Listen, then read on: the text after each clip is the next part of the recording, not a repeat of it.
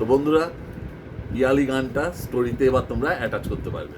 এখন ব্যাপারটা হলো যে গানটা মিউজিক থেকে আসছে আর কি। যদি গানটা শুরু থেকেই শুরু হতো, মানে লিরিক থেকে, যে কি ভুলেছিল আমার, এখান থেকে যদি শুরু হতো তাহলে আরও ভালো লাগতো স্টোরিতে।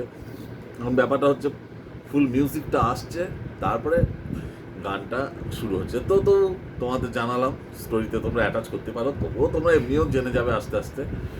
তো ভালো লাগলো। আমি দেখলাম যে এই এক্ষুনি অনলাইন ক্লাস করাতে বসবো, মানে বসেছি, সরি, ছাত্রছাত্রী শিখতে শুরু করবে।